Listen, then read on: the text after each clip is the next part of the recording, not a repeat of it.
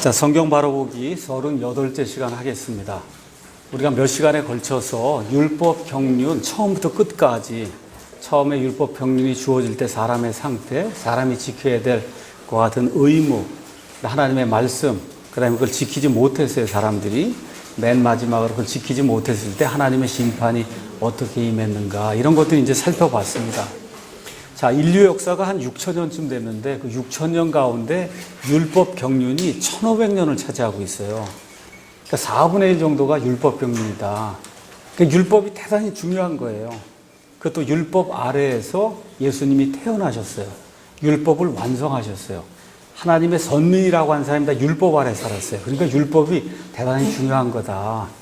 자, 그러면 율법 경륜 아래서 살면서 하나님이 주신 지고한 그런 법을 받고 살면서도 사람들이 그걸 지키지 못하고 결국은 실패하고 하나님의 이제 심판을 받게 됐는데, 그럼 우리가 이제 생각해 봐야 될 게 있어요. 그 뭐냐면, 그러면 하나님이 도대체 왜 율법을 왜 주셨냐? 그렇죠? 예. 이거 지키지도 못할 이런 건데 이걸 왜 주셨는가? 그 율법을 주신 목적이 뭐냐? 율법은 어떤 일을 하느냐? 이게 정확하게 우리가 안에 이제 들어와야 됩니다. 자, 그래서 율법을 주신 이유는 뭐냐? 사람은 과연 이 율법을 지킬 수 있느냐? 사람에게 율법이 어떤 역할을 하느냐? 또 심지어 율법을 지킴으로 영생을 얻을 수 있는가? 율법을 지킴으로. 성경이 무엇이라고 이야기하느냐? 율법에 뭐 600여 가지 넘는 그런 조항이 있다. 다 지켰는데 하나만 지키지 못했다. 자, 이런 경우에 율법을 지킨 거냐, 지키지 못한 거냐. 그렇죠? 또 궁극적으로는 그러면 율법은 좋은 거냐, 나쁜 거냐. 이런 모든 거를 당연히 궁금하게 이제 생각하는 사람들이 많이 있고, 또 여기에 대해서 우리가 성경적으로 답을 이제 해야 됩니다. 자, 먼저 하나님이 율법을 주셨는데, 율법이 하는 역할이 있어요. 율법은 사람을 정죄하는 거예요. 율법의 가장 큰 역할은 뭐냐? 사람을 정죄하는 거예요. 그래서 고린도후서 3장 6절에서 7절 가서 보면 하나님이 그 돌판에다가 하나님의 그 명령들이 적어주셨는데, 그 적어준 그 율법에 대해서 뭐라고 얘기하냐? 사망의 직무를 가지고 있다. 정죄의 직무를 띠고 있고 사망의 직무를 띠고 있어요. 율법은 사람을 죽이는 거예요. 그게 율법이 하는 일이에요. 죽이기 전에 먼저 뭐부터 하냐? 정죄를 해요. 너는 죄인이다. 너는 죄인이다. 정죄하는 일을 하는 게 율법이에요. 그러니까 아주 중요한 거예요. 율법은 사람을 살리려고 하나님이 사실은 준 것이 아니라 사람을 정죄해서 너는 유죄다. 유죄이기 때문에 너는 죽을 수밖에 없다. 이걸 확증해 주시기 위해서 하나님이 우리에게 율법을 줬다. 자, 예를 들어 하나님의 이제 가장 큰 명령을 예수님이 이렇게 이제 요약을 했습니다. 마태복음 22장 잠깐 보겠습니다. 어떤 율법사가 이제 찾아왔습니다. 예수님께. 22장 35절 이제 가서 보니까 뭐라고 돼 있냐? 선생님이 율법에서 가장 큰 명령은 무엇이니까 예수님께 이제 물어봤단 말이에요. 그랬더니 예수님이 이제 하나님인데, 하나님이 율법을 내가 딱 두 가지로 요약해서 너에게 요약 정리해 주겠다. 첫째 뭐예요? 너는 내 마음을 다하고 혼을 다하고 생각을 다하여 주 내 하나님을 사랑해라. 이게 신명기 6장 5절에 나오는 그 말씀입니다. 이것이 첫째가 하는 큰 명령이요. 둘째 명령은 그것과 같은 것으로서 너는 내 이웃을 내 자신과 같이 사랑하라 이니라. 40절 가서 보니까 모든 율법과 대언자들의 글이 이 두 명령에 매달려 있다는 거예요. 이 두 명령, 이게 쓰러지면 나머지 게 다 무너져 버리는 거예요. 매달려 있으니까 거기에. 그렇죠? 그래서 지금 하나님이신 예수님이 율법은 내가 두 가지로 딱 요약 정리해 주마. 첫째, 하나님을 사랑해라. 둘째, 이웃을 사랑해라. 자, 그러면 율법을 지킨다라고 이야기하면 결국은 하나님을 사랑하고 이웃을 사랑하는 거예요. 그렇죠? 예수님 말씀이 이제 그렇게 이제 이야기가 되는 겁니다. 자, 그럼 예를 들어 그 다음 장에 넘어가서 우리가 출애굽기 20장에 가서 보시면 십계명이 있어요. 그 십계명의 첫째 명령이 너는 내 앞에 다른 신을 두지 말라는 거예요. 자, 그럼 과연 우리는, 아니면 믿지 않는 다른 사람들은 자기 앞에, 하나님 앞에 다른 신을 두는가 안 두는가 한번 우리가 생각을 해봐야 돼요. 셋째 명령, 주님의 이름을 결코 헛되이 취하지 마라. 아까도 얘기했지만 이름은 인격체를 이야기하는, 인격 자체를 얘기하는 거예요. 인격 자체. 이거 헛되이 취하지 않았는가. 그 다음에 5째 명령, 내 부모를 공경해라. 과연 우리는 부모를 공경했는가. 8째 명령, 도둑질 하지 마라. 그 다음에 9째 명령, 누구에게 거짓 증언하지 마라. 그렇죠? 이런 것들을 우리가 하나도 빠지지 않고 다 지키고 있냐, 그런 얘기예요. 자, 그 다음에 이제 또 하나가, 율법에서 몇 개는 지키고 몇 개는 제가 지키지 못했습니다. 뭐 620개 중에 619개를 지키고 1개는 제가 지키지 못했습니다. 야고보서 2장에 있는 말씀을 제가 읽겠습니다. 그대로.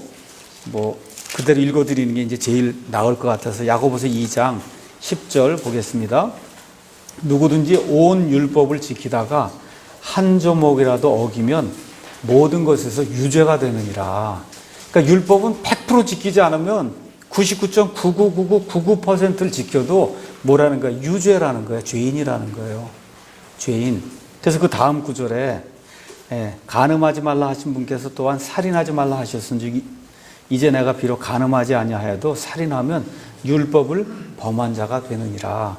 그러니까 율법은 100% 완전함을 요구하는 거예요. 100% 완전함.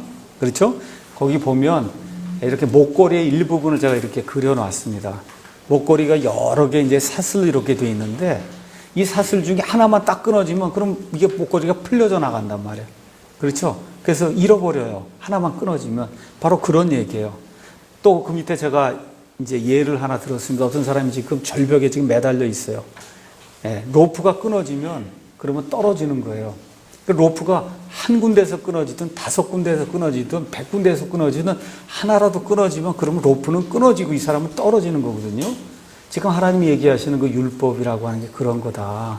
수백 가지 이렇게 법을 이렇게 주셨는데 그 중에 하나만이라도 어기면 그러면 하나님의 율법 전체를 범한 그런 사람으로 하나님이 여기신다는 거죠. 요한복음에 있는 말씀 가서 보겠습니다. 요한복음에 참 파워풀한 그런 말씀이 이 안에 이제 들어 있습니다. 요한복음 7장 19절 우리 예수님이 율법을 자랑하고 율법을 다 지킨다고 이야기하는 유대인들에게 7장 19절에 이렇게 이제 말씀하세요. 모세가 너희에게 율법을 주지 아니하였느냐? 너희가 모세를 자랑하고 아브라함을 자랑하고 우리에게 율법이 있습니다. 그러고 이런 것들 자랑하는데 그런데 너희 중에 아무도 율법을 지키지 아니하는도다. 이게 굉장히 파워풀한 그런 이야기예요. 우리가 열심히 지킨다고 유대인들은 거의 다 지킨다고 지금 하고 있는데 예수님 뭐라 그래요? 너희 중에 아무도 율법을 지키지 않는다. 그렇죠? 그러면 누구만 지킬 수 있냐 율법은? 그럼 무슨 얘기예요? 유대인들이 못 지키면 우리는 못 지키는 거예요. 우리는 더더욱 못 지키는 거예요. 유대인들이 못 지켜. 사도 바울이 구원받기 전에 뭐라 그래? 내가 히브리인 중에 히브리인이요. 그렇죠? 율법의 그 의에 관한 한 뭐라 그래? 내가 흠이 없는 자다. 다 지켰다는 거 율법 620가지 뭐 있으면 다 지켰다는 거 우리 못 지켜요. 그러니까 유대인도 못 지키면 우리 더더욱 못 지키는 거다. 그렇죠? 그러면서 거기 가서 보니까 예수님만 이것을 이제 지킬 수 있다는 거죠. 거기에 대해서 예수님이 뭐라고 말씀하시느냐. 8장 46절. 이게 너무 멋있는 말씀이에요. 8장 46절. 너희 중에 누가 내게 죄를 깨닫게 하겠느냐. 그러니까 예수님한테 다가와서 당신 이거 죄 졌어 하고 그렇게 얘기할 사람이 어디 있냐 이거야. 이게 사람이 할 수 있는 얘기야? 한번 생각해 보세요. 사람이 할 수 있는 얘기냐고. 예수님이 33년 동안 이렇게 33년 반을 사셨는데 자, 여기 아버지도 있고 어머니도 있고 양아버지 있고 다 있잖아요. 그렇죠? 거기 형제들도 있고 뭐 친척, 일가친척 다 있을 거 아닙니까? 예수님이 그 모든 사람에 얘기하는 거예요. 누가 내게 죄를 깨닫게 하겠느냐. 누구만 할 수 있는 말이에요? 하나님만 하실 수 있는 말이에요. 하나님만 하실 수 있는 말이다. 그러니까 하나님 외에는, 예수님 외에는 지킬 수 있는 사람이 없다는 거예요. 그러니까 율법은 아주 그냥 확실한 거예요. 우린 못 지키는 거예요. 못 지키는 거다. 자, 그러면 율법은 나쁜 거냐? 자, 못 지키고 사람을 정죄하고 너 죄 있다고 얘기하는 거예요. 죄 있다. 너 죄인이다. 그렇게 얘기하는 게 율법이에요.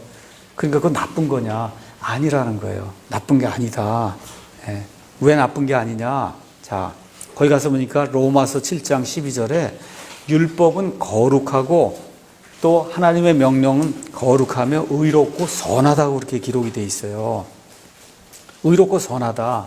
그러니까 율법 자체에는 문제가 없다는 거예요. 율법 자체에는. 그럼 율법은 뭘 얘기하는 거냐면 하나님의 인격을 표출해서 보여주는 게 율법이에요. 그러니까 하나님이 거룩하시다 하면 더러운 거, 지저분한 거, 악한 거, 그렇죠? 이런 것들은 행하면 안 된다는 걸 그 기록으로 해놓은 거예요. 그러니까 율법은 하나님의 뭐라 그럴까? 품성을 하나님이 요구하는 게 어떤 것인가를 낱낱이 다 기록을 해놓은 거예요. 그러니까 그 율법 자체가 나쁜 게 아니다. 율법 자체가 전혀 나쁜 게 아니에요. 하나님이 우리 사람에게서 요구하는 그 의로움의 기준이 무엇인가를 사람이 알아들을 수 있는 말로 조목조목 기록해 놓은 게 율법이에요. 그러니까 나쁜 게 전혀 아니다. 문제는 뭐예요? 우리가 하나님의 율법의 요구를 만족시킬 수 있는 능력이 없다는 데 있는 거예요. 우리에게 능력이 없다. 자, 한번 보세요. 우리가 거울을 한번 보잔 말이에요. 거울에 같은 이 지저분한 게 다 이렇게 보인단 말이에요. 그렇죠? 근데 거울이 이런 건 보여주는데 고칠 수 있어요? 고칠 수 있어요? 거울은 뭘 가르쳐줘요? 너 어디가 지저분하다, 뭐 어떻다 하고 이걸 다 보여주잖아요. 그렇죠? 근데 그렇게 보여주는데 거울이 그걸 고쳐줄 수 있냐고. 못 고치죠? 마찬가지예요. 하나님의 그 율법은 사람에게 내가 이거에서 죄인이다. 내가 이거에서 죄를 졌다. 이거에서 죄를 졌다. 이거 다 보여주는 거야, 하나하나. 그래서 어떻게 하게 만드는 거예요? 내가 죄인이구나 하는 걸 깨닫게 해주는 거예요. 근데 문제는 뭐냐 하면 이스라엘 백성은 그걸 그렇게 인식을 안 한 거예요. 620개국 있는 거를 내가 하나하나 다 지키면 그러면 내가 의인이 될 걸로 착각을 한 거예요. 하나님이 지금 보여주시려고 하는 건 너가 무슨 일을 해도 내 앞에 죄인이다. 그러니까 어떤 행위를 통해서는 내 앞에 나올 수가 없다는 것을 하나님이 보여주시기 위해서 이 세상에 가장 거룩하고 가장 의로운 그런 법을 세트로 만들어서 이스라엘 백성에게 준 거예요. 근데 이스라엘 백성은 착각을 하고 그거를 내가 600몇 개를 하나하나 해서 그 사람이 볼 땐 지킬 수 있어도 그렇잖아요. 하면서도 얼마나 싫어했겠어요. 이걸 내가 다 지켜야 하는데 사람 앞에 가서 다 지킵니다. 이렇게 하고 내놓고는 속으로는 야 이걸 내가 다 지키 이렇게 불평불만하면서 그걸 지켰단 말이죠. 그렇죠? 그러니까 사람이 볼 때는 의롭게 보이는데 하나님 마음을 보실 때는 그거 아니거든요. 그런데 이스라엘 사람들이 그걸 착각을 하고는 그리고는 내가 이 모든 일들을 할 수 있다고 생각을 하고 로마서의 표현대로 하면 이렇게 된 거예요. 한번 가서 보겠습니다. 로마서 10장. 바울이 자기 민족을 이렇게 생각해 보니까 너무 답답했던 거예요. 왜 그러냐? 자기의 옛날 모습이 너무 생각이 나서. 자기 옛날 모습. 10장 1절에 형제들아 이스라엘을 위한 내 마음의 소원과 하나님의 향한 기도는 곧 그들이 구원을 받는 것이니라. 무슨 얘기예요? 구원 못 받았다는 거예요. 예수님 안에 들어온 사람이 거의 없다는 겁니다. 내가 그들에 대해 증언하노니 그들이 하나님께 대한 열심은 있으나 지식에 따른 게 아니에요. 600 몇 개 지킨다고 결심을 내는데 실질적으로 하나님이 원하는 걸 모르니까 지식이 없는 거예요, 이 사람들이. 3절 그들이 하나님의 의를 알지 못하여 이게 죄인이라고 이걸 가르쳐주면 내가 이게 행위로는 안 되는구나. 이걸 딱 깨닫고 하나님께 은혜로 나가야 될 걸 생각을 못하고 그리고 어떻게 해요? 하나님의 그 자기 자신의 의를 세우려고 다니면서 하나님의 의에 복종하지 아니하였다. 그러면서 중요한 말씀이 그리스도께서는 믿는 모든 자에게 의가 되시기 위하여 율법의 끝내셨다는 거예요. 율법을 끝내신 거예요. 모든 것, 율법에 거기 나온 시민법, 의식법, 도덕법 하여튼 율법을 모든 걸 완성하시고 성취하시고 끝을 내신 그런 분이다. 그렇기 때문에 이제 율법으로 나오는 거 이건 안 된다는 거예요. 그 다음에 나오는 얘기가 중요한 겁니다. 모세가 율법에서 난 의를 묘사하되 그것들을 행하는 사람은 그것들로 말미암아 살리라 하거니와. 잘 들으셔야 돼요. 율법은 있는 그대로 하나님이 원하는 대로 뭐 100개면 100개, 1000개면 1000개 있는 그대로 100% 다 하면 그러면 그걸로 말미암아 영원한 생명을 얻을 수 있습니다. 내 말이 아니야. 조금 이따 예수님이 하신 말씀도 보여드릴게요. 근데 그런 사람이 있어요? 없어요? 없어요. 그렇죠? 예. 그래서 뭐라고 얘기가 되는 거냐. 믿음에서 난 의는 그러니까 율법을 다 행해야 되는 거야. 100개, 1000개, 10,000개 다 행해야 그래야 그걸로 말미암아 사는데 믿음에서 난 의는 이같이 말하되 내 마음속으로 이르기를 누가 하늘로 올라가겠느냐. 그냥 하늘에까지 가서 뭐 하려고 얼마나 열심을 내는 거예요. 그렇죠? 그렇게 하지 마라. 하나님 왜? 이것은 그리스도를 위해서부터 모셔내리려는 것이요. 위에까지 가서 모셔내리려니 얼마나 일을 열심히 해야 돼요. 그렇죠? 그 다음에 혹은 누가 깊음 속으로 내려가겠느냐 하지 말라 하나니 이것은 그리스도를 다시 죽은 자들로부터 모셔 그러니까 그것도 얼마나 힘든 일이에요. 그렇게 애써서 되는 일이 아니라는 거예요. 지금 8절 그러나 그것이 무엇을 말하느냐. 말씀이 내게 가까이 있어 내 입에 있으며 내 마음에 있느니라 하나니 곧 우리가 선포하는 믿음의 말씀이라. 말씀으로 된다는 거예요. 딴 게 아니라. 하늘에까지 쫓아 올라가는 그런 열성 안 보여도 되고 저 깊은 데까지 올라가서 예수님을 다시 살려야 되겠다 그런 노력 기울이지 않아도 된다 하면서 중요한 내용 9절에 읽겠습니다. 내가 만일 내 입으로 주 예수님을 시인하고 하나님께서 그분을 죽은 자들로부터 살리신 것을 내 마음속으로 믿으면 구원을 받으리니 사람이 마음으로 믿어 의에 이르고 입으로 시인하여 구원에 이르느니라. 그러니까 여기 9절 10절만 딸랑 떼어서 이렇게 읽지 말고 여기 10장 1절부터 읽으셔야 된다니까. 그럼 무슨 얘기 하려고 그러는 거예요? 율법의 행위로는 안 된다는 걸 얘기하는 거예요. 우리 사람의 힘으로 하늘에까지 쫓아 올라가고 땅 속에까지 내려가는 그러한 열성을 다 보여도 그걸 다 안 된다. 그렇죠? 오직 말씀으로 믿음으로 그렇게 된다는 거예요. 그래서 11절에 또 성경 기록이 이르기를 누구든지 그분을 믿는 자는 부끄러움을 당하지 않는다. 왜 그래요? 그분이 율법의 끝마침이기 때문에. 그분이 율법의 끝마침이기 때문에. 그러면서 12절에 왜 그러냐? 이는 유대인과 그리스인 사이에 차별이 없다는 거예요. 그러니까 누구든지 과거에는 유대인하고만 하나님이 상관했는데 이제 경륜이 바뀌면서 이제는 누구든지 그분을 부르면 그러면 구원 받는다는 겁니다. 왜 그러냐? 모든 사람에게 계신 같은 주께서 자신을 부르는 모든 사람에게 부여하시니 누구든지 주의 이름을 부르는 자는 구원을 받으리라. 이 사도 바울의 이 요점을 여러분 이해하시겠어요? 로마서 10장에서. 예. 그러니까 이 앞부분부터 시작해서 이거 전체적인 맥락을 이해하면 무슨 이야기냐? 율법을 하나님이 원하는 대로 100% 그대로 실행을 하면 영생을 얻으시고 영원히 살 수 있다는 거예요. 근데 그게 불가능하다는 겁니다. 그래서 불가능한 걸 누가 끝냈다는 거예요? 예수님이 끝내셨다는 거예요. 그걸 안 되는 거다. 그거는 뭘 가르쳐 주는 거냐? 나나 여기 앉아있는 모든 사람이 하나님 앞에 죄인이라는 거. 그 정죄하는 거예요. 너 죄인이다. 이대로 가면 죽는다. 죄인이면 어떻게 돼? 죽는다는 거예요. 하나님 앞에 죽는다는 건 육체적인 죽음은 다 누구에게나 있는 거고 그거 말고 하나님의 임재로부터 영원히 분리가 돼서 떨어져 나가는 이 둘째 사망을 이야기하는 거예요. 죽는다. 그거를 율법이 가르쳐 주는 거라는 거예요. 그래서 하나님 앞에 다른 신을 두고 우상을 섬기고 그렇죠? 악한 일들을 행하고 이렇게 하게 될 때 하나님이 원치 않는 그와 같은 일을 하게 될 때 하나님에게서 떨어져 나가는 둘째 사망이 임하게 된다. 율법이 그걸 우리에게 이제 보여주는 거다. 자, 다시 한번 이야기합니다. 씻지 않은 얼굴, 지저분한 얼굴 가지고 거울 앞에 서면 거울이 다 보여줘요. 그렇죠? 근데 거울이 못 고쳐요. 이건 모두 똑같으냐? 양심도 똑같아요. 이제 처음에 무죄 경륜이 끝나고 난 다음에 사람에게 양심이 생기면 그 이후부터 양심이 있어요. 그래서 유대인들뿐만 아니라 모든 사람에게 양심이 있어요.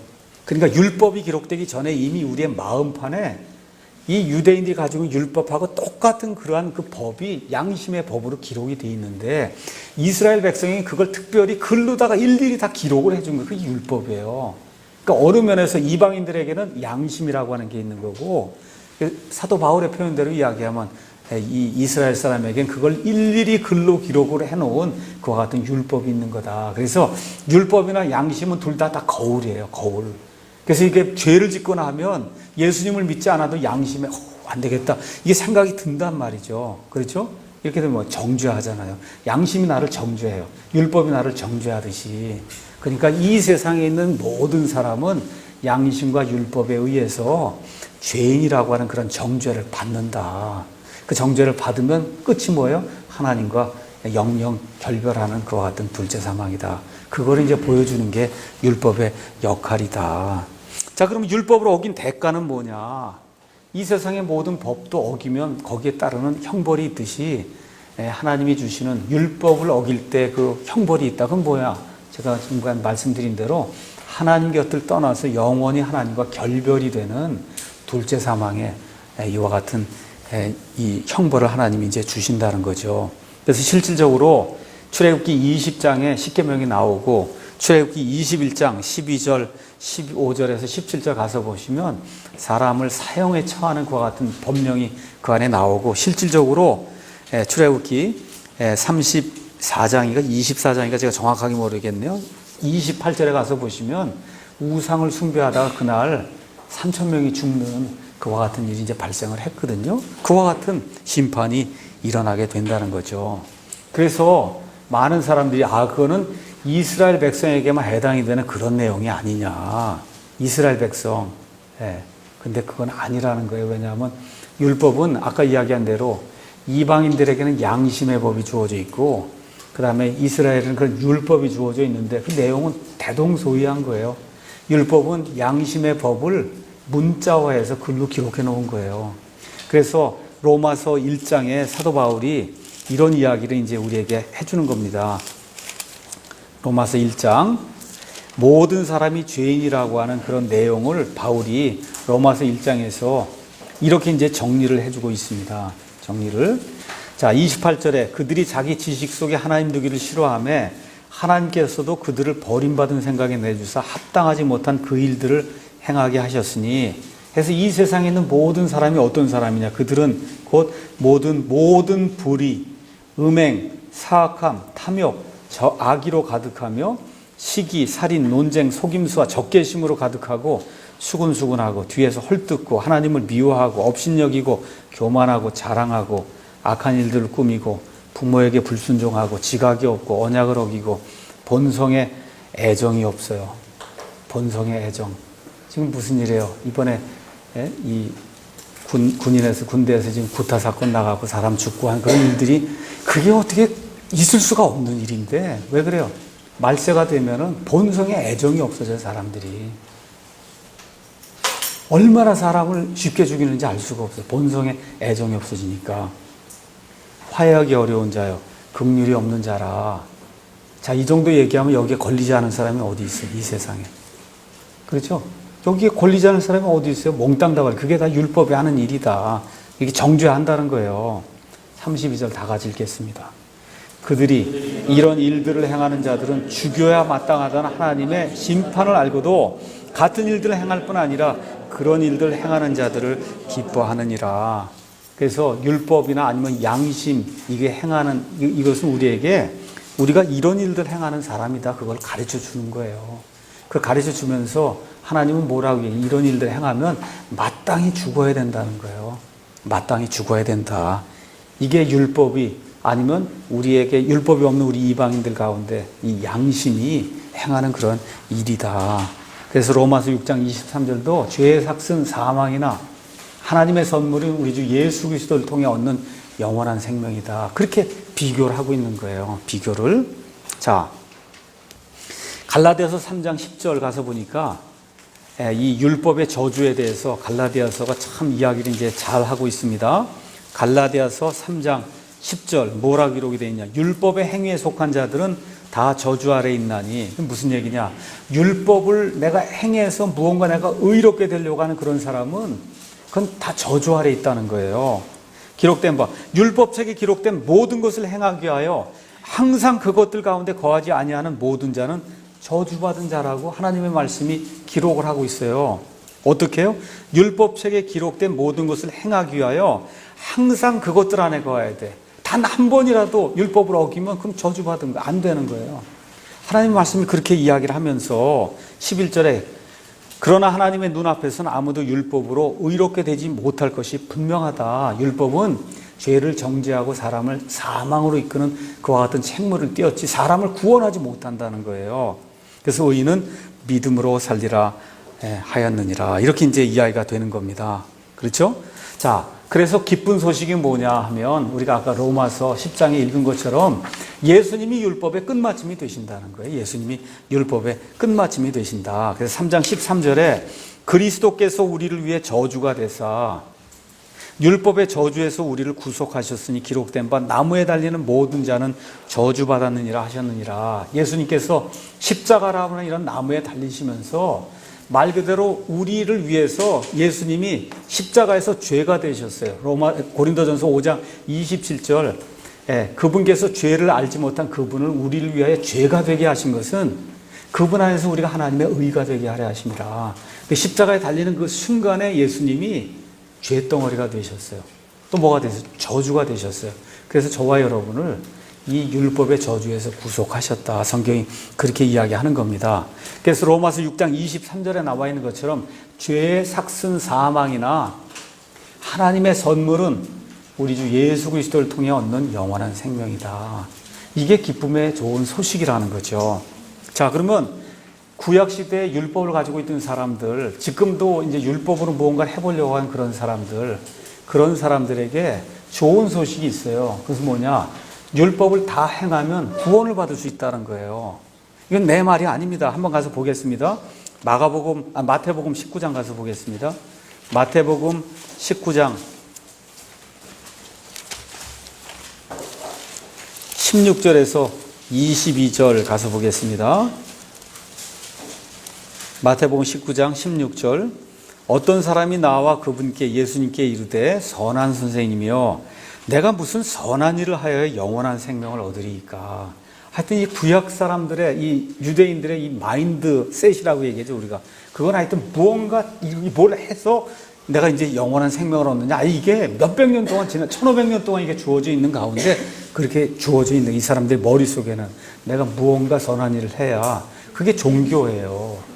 로마 가톨릭 교회, 불교 다 그거에 어떻게 선한 일을 해 내가 영원한 생명을 얻냐. 그러니까 예수님이 뭐라고 말씀하시냐. 내가 어찌하여 나를 선하다 하느냐. 한 분 하나님 외에는 선한 이가 없느니라. 무슨 얘기야? 나 혼자 내가 선한 선생님이라 그랬는데 내가 곧 그 하나님이다. 선한 자다. 지금 그 얘기를 하는 겁니다. 다만 내가 생명에 들어가려거든 명령들을 지켜라.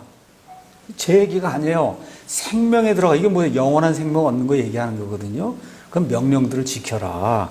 그렇게 얘기하니까 그분께 이르기를 무슨 명령입니까? 그게 예수님이 살인하지 말라, 간음하지 말라, 도둑질하지 말라, 거짓 증언하지 말라 하면서 십계명의 그 후반부 얘기를 이제 하는 거예요. 그렇죠? 그랬더니 그 청년이 뭐라고 얘기해요? 제가 어렸을 때부터 이거 다 지켰습니다. 그렇게 얘기하잖아요. 제게 부족한 게 또 무엇이 있습니까? 의도가 얼마나 좋은지 몰라요.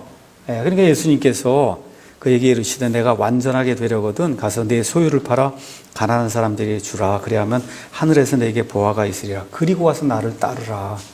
그랬더니 이 사람이 재산이 많은 관계로 근심하며 돌아갔다. 그렇게 이제 이야기가 되잖아요. 그렇죠? 그럼 이 사람의 생각을 한번 보세요. 예수님이 아까 마태복음 22장에 율법의 모든 명령은 크게 두 가지로 딱 요약 정리가 된다 그랬어요. 하나는 내 하나님, 전심을 다해서 내 하나님을 사랑하고 이웃을 사랑하라 그랬잖아요. 근데 지금 이 청년은 자기가 다 했습니다. 그런데 실질적으로 하나님보다 재물을 더 사랑하잖아요.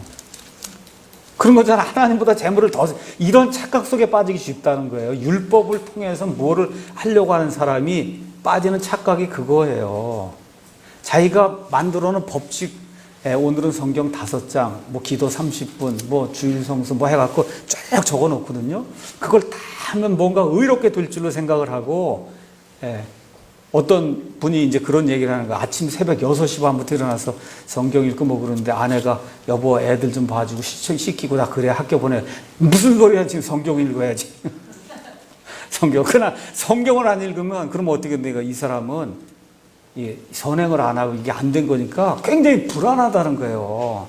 너무 불안해. 자기가 이렇게 만들어 놓은 성경 5장 뭐 얼마 해서 쫙 그게 율법이에요. 다른 게 아니고. 근데 하나님은 뭐 애 빨리 씻기고 그렇게 해서 저 반력에서 학교 보내는 게 그게 더 중요하다는 거예요. 그 시간에 그 성경 읽는 것보다. 여러분 무슨 얘기인지 이해하시겠죠? 그렇게 율법주의자가 되면 앞뒤가 바뀌어요. 앞뒤가 바뀌게 된다. 시간이 나오면 그 다음에 해야지. 지금 6시 반에 애들 깨워서 지금 가야 되는데 성경 안 읽으면, 또 안 읽으면 그냥 너무 불안한 거, 오늘 사고 나지 않을까. 이렇게 생각하는 사람이 상당히 많아요. 그게 율법주의자들의 특징이에요. 자기가 10가지고 이렇게 세워놓고 그거를 하나라도 안 하면 너무 불안한 거예요. 저는 너무 자유해요. 안 해도 no problem. 예수님 안에 딱 들어오니까 못할 수도 있고 그런 거지. 예, 그렇다고 해서 법을 하나도 안 세우고 그런 건 아니에요.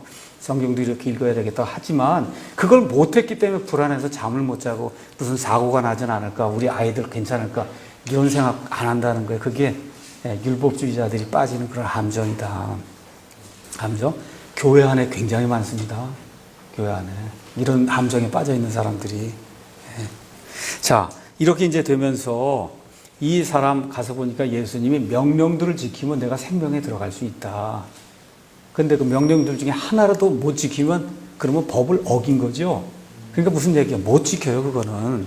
그러니까 원칙적으로는 그걸 지키면 살 수 있는데 못 지킨다. 누구만 지킬 수 있어요? 예수님만 지킬 수 있기 때문에 예수님이 율법을 성취하시고 율법의 끝마침이 되신 거다. 성경이 지금 그렇게 이야기하는 겁니다. 누가복음 10장 25절에서 29절에도 어떤 율법사가 나오는데 이 사람에게도 똑같이 얘기하는 거예요. 이 사람에게도 똑같이 하나님을 완전히 사랑해라. 이웃을 완전히 사랑해라. 예, 그러면 영생을 상속받을 수 있다. 예수님이 그렇게 얘기해 주시는 거예요. 근데 그거 가능해요? 불가능하다는 거예요. 불가능하다. 그렇죠? 예, 그래서 갈라디아서 2장 21절에 바울이 그런 이야기를 이제 정확하게 이렇게 이제 기록을 해 놓은 겁니다. 갈라디아서는 사람이 구원받으려면 그러면 예수님도 믿고 할례도 받아야 된다. 할례를 받는다고 하는 건 율법의 모든 걸 지키겠다고 약속하는 거예요. 그게 표적으로 받는 게 할례예요. 그렇죠?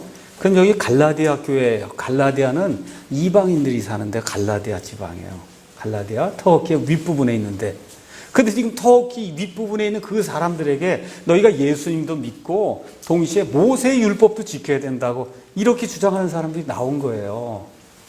그래서 지금 바울이 여기에서 2장 21절에 뭐라고 기록을 하느냐?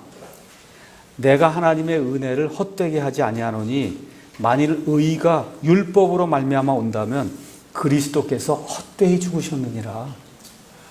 이걸 뭘 지켜가지고 내가 의롭게 된다고 할 것 같으면 그럼 예수님이 헛되이 죽은 거죠. 그렇죠? 지금 그렇게 이야기를 하고 있는 거예요.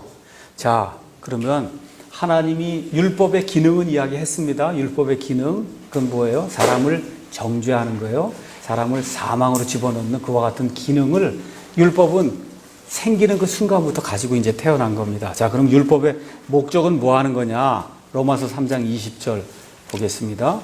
로마서 3장 20 가서 보니까 어떻게 기록이 되어 있냐? 로마서 3장 20절에 그러므로 율법의 행위로는 어떤 육체도 그분의 눈앞에서 의롭게 될 수 없나니 율법으로는 죄를 알게 되느니라. 이게 끝이에요. 여러분, 율법으로는 죄를 알게 되는 거예요. 그거 이상도 없고 그거 이하도 없다. 이거 분명히 이제 이해하셔야 돼요. 그러니까 율법의 목적은 사람을 구원하는 게 아니에요. 사람을 의롭게 만드는 게 율법의 목적이 아니다. 율법의 목적은 사람에게 그의 죄를 보여주는 거예요. 그거 외에는 없어요. 율법은 없습니다. 그래서 율법이라는 거울은 죄를 씻지 못해요. 오직 예수님만 죄를 씻어서 완전히 제거하신다. 요한복음 1장 29절에 나와 있는 것처럼, 자, 우리가 거울을 봅니다. 거울을 봐요. 그럼 어떻게 돼요? 지저분해요. 그럼 어떻게 돼요? 세수하러 가야 되겠구나 하고 세수하러 세면대로 가지 않습니까? 그렇죠? 율법이라는 이런 거울을 통해서 죄가 너무 많아요. 그렇죠? 이건 내 힘으로 안 되겠구나 이렇게 하다. 그럼 예수님께로 가야 된다는 거예요. 예수님께로. 이 내용을 갈라디아서에서 사도 바울이 이렇게 표현하고 있어요. 갈라디아서 3장 24절. 우리가 성경 바로 보기 이렇게 해서 율법 이런 걸 공부했으면 최소한 이건 대답할 수 있어야 돼요. 뭘 대답해야 되냐? 거울을 보고 지저분하니까 거울이 나를 세면대로 인도하듯이, 그렇죠? 율법을 보고 내가 죄를 진 게 지저분한 게 드러나니까 내가 예수님께로 가야 되는구나. 이 율법이 나를 예수님께로 인도하는, 이거는 이해하셔야 된다. 3장 24절 거기 가서 보니까 뭐라고 기록이 되어 있냐 하면, 그런즉 율법은 우리를 그리스도께로 인도하는 훈육 선생이었으니 이것은 우리가 믿음으로 의롭게 되려 함이니라. 그러나 믿음이 온 뒤에는 우리가 더 이상 훈육 선생 아래 있지 아니하도다. 이게 무슨 얘기냐? 이 그리스 로마 이 시대에는 아들이 상속자로 태어난단 말이에요. 아들이 이렇게 있어요. 근데 아들이 장성하기 전까지는 누가 있냐 하면 훈육 선생이 어떤 집에 가정교사 같은 그런 사람이 있단 말이에요. 이 사람이 말을 안 들으면 채찍질하고 이렇게 해서 올바로 갈 수 있도록 길을 만들어 주는데 결국 나중에 상속자는 이 훈육 선생이 상속자가 아니라 아들이 상속자란 말이에요. 그렇죠? 그렇게 해서 매를 치고 이렇게 해서 올바른 길로 갈 수 있도록 만드는 그 역할을 하는 게 그게 율법이다. 아시겠죠? 그게 율법이에요. 그러니까 율법 자체가 무슨 상속은 이런 건 아니다. 훈육 선생이 그렇게 하지 않듯이. 그래서 나중에 상속은 누가 받냐? 아들이 받는 거거든요. 그래서 율법에 의해서 징계를 받는 그 사람이 나중에 하나님의 상속자가 될 수 있다. 지금 그런 이야기를 하면서 여기 스쿨 마스터라고 하는 그와 같은 개념, 훈육 선생이라고 번역된 그런 개념을 우리에게 이제 보여주는 겁니다. 그래서 오늘 다시 한번 이야기할게요. 율법이 뭐 하는 거냐? 죄를 보여주는 거예요. 죄를 보여줘서 우리를 그리스도께로 인도하는 그와 같은 역할을 한다. 그리스도께로 인도하는 그런 역할을 한다는 거예요. 그래서 율법은 사람을 구원할 수 없지만 사람에게 구원의 필요성을 깨닫게 해줄 수 있다는 거예요. 아, 정말 이대로는 안 되겠구나. 내가 정말 죄인이구나. 이걸 깨닫게 해주는 거예요. 그러니까 법이 없으면 안 돼요. 예수님을 믿는 가운데 영혼의 자유를 또 이야기하다 보면 법을 아예 무시하는 사람이 있어요. 교회 안에 들어와서도 뭐 질서고 뭐고 다 그냥 무조건 그냥 하면 된다. 이렇게 주장하는 사람이 있거든요. 아니다. 교회 안에 영혼의 자유가 있고 모든 게 있어도 교회라고 하는 건 이 안에도 질서가 있어야 되고 가정에도 질서가 있어야 되고 본인 자신도 하나님 앞에서 질서 있게 걸어야 된다는 거예요. 왜 그러냐? 하나님은 혼동의 하나님이 아니고 하나님은 질서와 그 다음에 화평의 하나님이기 때문에 반드시 질서가 있어야 된다. 질서가. 그래서 어느 면에서 어떤 사람이 구원받을 수 있냐 하면 어려서부터 율법에 의해서 자꾸 찔림을 받은 사람이 구원받을 수 있는 거예요. 그러니까 교회도 거룩한 교회. 하나님의 말씀도 자꾸 징계하고 하나님의 이렇게 하면 하나님이 원치 않는다는 걸 자꾸 선포하는 그런 교회 다닌 사람이 나중에라도 구원받을 수 있는 거지. 좋은 게 좋다 그러고 하나도 찔르는 말씀도 없고 이런 교회를 10년, 20년, 30년 다니면 그건 뭐예요? 죄가 있다고 하는 걸 가르쳐 주지 않는데 어떻게 내가 구원받을 수 있어요? 그렇지 않습니까? 그러니까 이 목사가 이 앞에 서서 뭐 일주일에 뭐 한 번이고 두 번이고 설교할 때 한 달에 한두 번이고 가는 뭘 해줘야 되냐?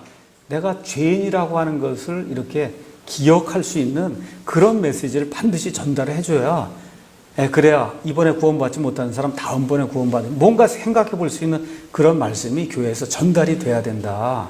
항상 좋다, 복이다 이거 긍정적인 것만 이야기하면 안 된다는 거예요. 그래서 부정적인 것을 이야기해서 그래서 유다서 같은 경우는 두렵게 해서라도 그들을 지옥 불속에서 끄집어내야 된다는 겁니다. 그런 역할을 하는 게 율법이다. 그런 역할을 하는 게. 자, 그러면은 사랑의 법에 대해서 이제 요약을 하고 마치겠습니다. 마태복음 22장 36절에서 40절 예수님이 그 율법사에게 구약 성경에 나와 있는 모든 율법은 크게 두 가지로 요약이 될 수 있다. 하나는 하나님 아버지를 사랑해라. 하나는 내 이웃을 사랑해라. 그렇게 이제 이야기했거든요.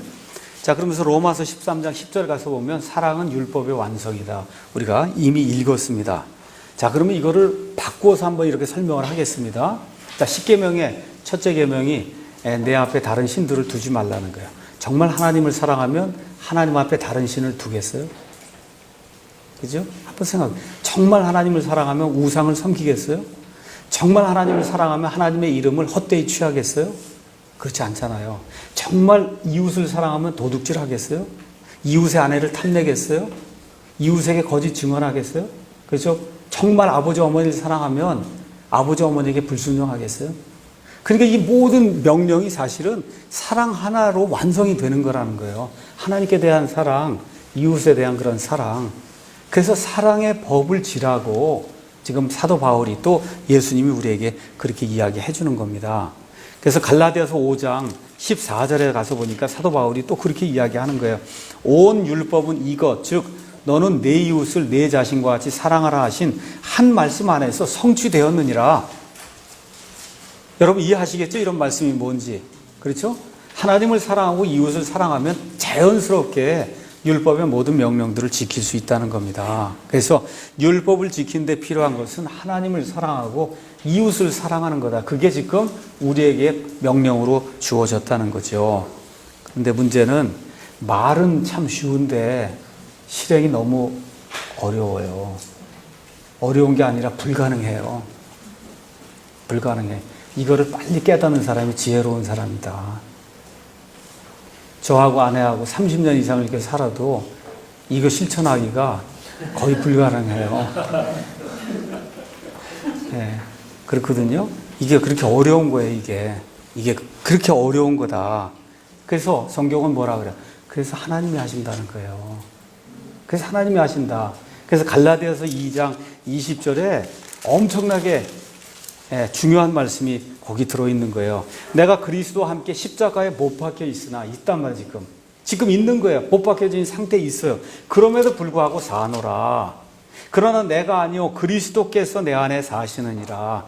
나는 지금 내가 육체 안에서 사는 삶을 나를 사랑하사 나를 위해 자신을 주신 하나님의 아들의 믿음, 하나님의 아들이 이 땅에 사시는 동안 가지고 있었던 그 믿음, 하나님의 아들이 주시는 그 믿음으로 산다. 지금 그 얘기를 하는 거예요. 내가 아니라 누구예요? 내 안에 예수님이 사신다는 거예요. 내 안에 예수님이 사신다.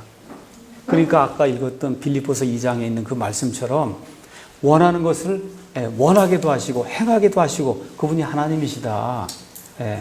그렇게 될 때 어떤 일이 생기느냐? 갈라디아서 5장에 나와 있는 성령의 열매를 우리가 맺을 수 있다는 거죠. 갈라디아서 5장에 가서 보니까 19절부터 읽어볼게요. 이제 육신의 행위들은 명백해요. 구원받기 전에 예수님 밖에 있을 때 행하던 행위들은 명백하니 곧 이것들이라. 간음과 음행과 부정함과 세욕과 우상숭배와 마술과 증오와 불화와 경쟁과 진노와 다툼과 폭성과 이단 파당과 시기와 살인과 술취함과 흥청됨과 또 그와 같은 것들이다. 과거에다 이런 것들을 행했다는 거예요. 이 갈라디아 성도들도 그렇고 또 누구도 사도 바울도 저도 여러분도 이것들 중에 하나 다 행했던 그런 사람들이다. 그렇게 얘기하는 겁니다. 22절. 그러나잖아요. 반전이 되잖아요. 그렇죠? 앞으로 쭉 나가다 그냥 90도로 확 회전이 되잖아요. 그러나 성령의 열매는 사랑과 기쁨과 화평과 오래 참음과 부드러움과 믿음과 선함과 그 다음에 부드러움과 선함과 믿음과 온유와 절제니 이와 같은 것을 대적할 법이 없느니라. 그러니까 저와 여러분이 내 힘을 가지고 이걸 뭘 사랑하려고 하면 불가능하다는 거예요. 안 된다. 내 힘으로 안 된다는 거예요. 내 힘으로 뭐 선한 것, 부드러운 것, 젠틀한 것 이런 거 유지하려면 쉽지 않다는 거예요. 그래서 갈라디아서 2장 20절 그리스도와 함께 십자가에 못 박혀 있는데 그래도 내가 살고 있다. 내가 아니요 내 안에 그리스도께서 사신다. 그래서 어떤 사람이 이야기한 것처럼 그리스도를 위해 살려고 하지 말고 그리스도가 살게 해라. 그렇게 얘기하는 거예요. 그리스도가 내 안에서 살게 해야지 자꾸 그리스도를 위해서 제가 살겠습니다. 하지 마라. 그 사실을 얻으면서 불가능하다는 거예요. 그리스도가 우리 안에서 살도록 성령님의 통제하에 우리 자신을 자꾸 내어놓는 그런 일을 해야 된다. 성경이 그렇게 이야기하는 겁니다. 자, 이제 여기 부분을 마치면서 여러분이 의문이 이제 생길 거예요. 자, 1500년 동안 율법이 지배하던 시기가 있었어요. 그렇죠? 모세로부터 시작해서 예수님 당시까지. 그러면 이 사람들 그냥 율법 지키려고 애를 쓰고 그런데 그럼 이 사람들은 어떻게 구원받았습니까? 그때 예수님도 없었는데 어떻게 구원받았어요? 예수님은 지금 예수님이 이미 오시고 십자가에 달리시고 모든 걸 다 아는 시대에 지금 살고 있으니까 예수님 때문에 우리가 구원받고 영원한 생명 없는다 그렇게 얘기하는데 자, 예수님 오시기 전에 500년 전에 예수님 오시기 1000년 전에 이 사람들은 어떻게 구원받았습니까? 지금 율법 시대에 살고 있잖아요. 율법으로는 안 된다면서요. 그렇죠? 율법으로 안 되잖아요. 법을 지키는 걸로 안 되지 않습니까? 그러면 어떻게 이 사람들은 구원받았냐, 이거. 어떻게? 믿음으로. 맞아요, 믿음으로. 그게 내용이 어디에 있어요? 히브리서 11장에 1절부터 끝까지 나와 있는 게 다 믿음으로 된 거예요, 믿음으로. 그러니까 다시 말씀드립니다. 율법 시대에 많은 사람들이 지금 착각하고 있는 게 교회 다니면서 구약 시대는 양을 갖다 바치고 짐승을 갖다 바치고, 그 다음에 뭐 지금식으로 주일 성수하고 11조 하고 교회 가서 살고 이렇게 열심히 해서 구원받은 거 아닙니까? 성경은 no, 아니에요. 두 종류의 사람이 있었어요. 두 종류. 자, 이스라엘의 신정 국가 안에 살려면 어떻게 되냐 하면 죄를 지으면 반드시 짐승을 가져다가 짐승의 희생예물을 드려야 돼. 그거 안 하면 죽든지 밖으로 나가든 둘 중 안에 하나예요. 자, 거기 안에 살려면 11조를 안 하면 그러면 죽든지 밖으로 나가든지 둘 중 안에 하나예요. 그게 신정국가, 신정국가. 알겠죠? 그러면 믿음이 있는 사람이든 믿음이 없는 사람이든 흉내는 다 내야지 그 안에 살 수 있는 거예요. 아시겠죠? 흉내는 그건 뭐예요? 겉으로 보이는 의식법이라든지 시민법을 지키지 않으면 그러면 이스라엘 연방국가 안에 살 수가 없는 거예요. 구약시대에는. 그러니까 거기서 살았다 하는 얘기는 마음은 어떻든지 간에 일단은 겉으로 드러나서 보이는 율법의 모든 행위는 일단 다 해야 되는 거예요. 일단은. 그래야 그 이스라엘 연방국가 안에 살 수 있어도. 근데 그거는 그 시대의 생명을 부지하는 거고, 제가 얘기하는 하늘나라의 이름이 기록돼서 영원히 사는 거 지금 얘기하는 거예요. 그거는 짐승 갖다 바치는 걸로 됐겠냐고. 그러면 다 구원받아요. 구약시대 사람들은. 그렇잖아요. 지금식으로 11조 바치면 다 구원받냐고. 그 시대 사람들이. 다시 얘기해서 구약시대 그들에게 부과된 시민법이라든지 의식법을 지켰기 때문에 그 사람들이 구원받았냐. 그렇게 얘기하는 거예요, 제가. 어때요, 여러분? 아니에요. 그거를 반드시 지켜야만 살아요. 그런데 하늘나라에 가는 그 길, 구원받는 그 길은 오직 믿음을 가진 사람만 그때도 구원받은 거예요. 믿음을 가진 사람만. 그러니까 로마서에 가서 로마서 잠깐 봅니다. 로마서 4장에 가서 보시면 사람이 의롭게 되는 그런 내용을 쭉 이야기하면서 먼저 4장 1절부터 5절에는 율법 이전에 살았던 아브라함 이야기를 하는 거예요. 아브라함이 어떻게 구원받았냐. 그렇죠? 2절에 아브라함이 행위로 의롭게 되었으면 그 일에 대해 자랑할 것이 그에게 있으려냐. 하나님 앞에서는 없다. 왜 그래요? 아브라함이 하나님의 말씀을 믿으며 하나님을 믿으며 그것을 그에게 의로 여겨주셨기 때문에 행위가 없이 구원받은 거다. 그렇죠? 5절 일을 하지 아니할지라도 행위가 없을지라도 경건치 아니한 자 죄인을 의롭다 하시는 이를 믿는 자에게는 그의 믿음을 의로 여기시느니라. 이렇게 해서 아브라함은 끝난 거예요. 자, 그 다음에 그럼 아브라함 다음 시대가 뭐예요? 율법 시대잖아요. 그렇죠? 그 율법 시대 사람으로 지금 나오는 대표가 누구예요? 다윗이에요. 다윗이 율법 시대 사람 맞습니까? 맞아요?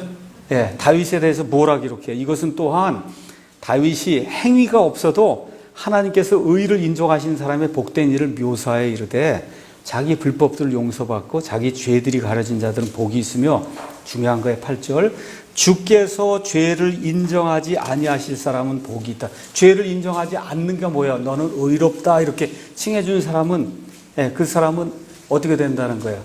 복 있는 그런 사람이라는 거예요. 9절 그러면 이 복된 일이 할례자에게만 임하냐? 유대인에게만 임하냐? 혹은 무할례자 이방인들에게도 이런 복된 일이 임하냐? 사람이 의롭게 되는 게. 그렇죠? 이는 그분께서 아브라함의 믿음을 의로 간주하셨다고 우리가 말하기 때문이라. 그러면 그것을 어떻게 의로 간주하셨느냐? 그가 할례 받은 때였느냐? 할례 받지 않은 때였느냐? 할례 받은 때가 아니라 할례 받지 않은 때니라. 유대인이 되기 전에 이미 아브라함은 믿음을 통해서 의로 구원을 받았다는 겁니다. 그렇죠? 그래서 12절이 이제 유대인들에 대한 얘기입니다. 자, 거기 가서 보니까 또 할례자들에게 속할 뿐만 아니라 그게 뭐예요? 일단 유대인이 돼야 된다는 거. 구약 시대에는 또한 우리 조상 아브라함이 아직 할례 받지 않은 때에 소유한 그 믿음의 발자취를 따라 걷는 자들에게 할례의 조상이 되려 한다. 지금 그렇게 이야기하는 거예요. 그러니까 구약 시대에 율법 시대에 구원 받으려면 유대인들 얘기하는 겁니다. 구원 받으려면 일단 아브라함의 자손이어야 돼요. 알겠죠? 율법을 지켜야 돼요. 율법 안 지키면 안 돼요. 지켜야 돼요. 그런데 율법을 지키는데 두 종류가 있었어요. 하나는 살기 위해서 억지로 그냥 아무 생각 없이 지키는 사람이 있었다고. 그건 그 시대에 살아남았어요. 그런데 그 가운데 소수는 짐승을 갖다 바칠 때에도 하나님이 짐승을 갖다 바칠 때 이 피를 보시고 나를 용서해 주신다는 믿음을 가지고 갖다 바쳤다. 그 사람만 구원받은 거예요. 구약시대에 그렇게 사람들이 많았어도 오직 그 사람들만 구원받은 거다. 구원받은 거예요. 그래서 히브리서 11장에 가서 보시면 아벨, 그렇죠? 노아 쭉 얘기가 나, 아브라함, 사라 쭉 얘기가 나온 다음에 그 나와 있는 모든 사람들 이야기가 다 믿음으로. 그래서 히브리서 11장에 나와 있는 모든 사람은 100% 다 구약시대 사람이에요. 거기 나오는 그 믿음과 여기 신약시대의 믿음과 뭐예요? 똑같아요. 하나님만 믿는 거예요. 하나님의 말씀만 믿는 거예요. 하나님의 말씀만. 그래서 이와 같은 그 믿음을 가질 때 하나님이 그 사람을 의롭다고 인정해 주시고 그 사람이 구원받은 거다. 율법을 지켜서 구원받은 게 아닙니다. 그 믿음을 가지고 구원받은 거다. 이 내용을 여러분이 기억하시면 될 것 같습니다. 오늘 여기까지 하고 마치겠습니다. 잠깐 기도하겠습니다. 아버지 하나님 감사합니다.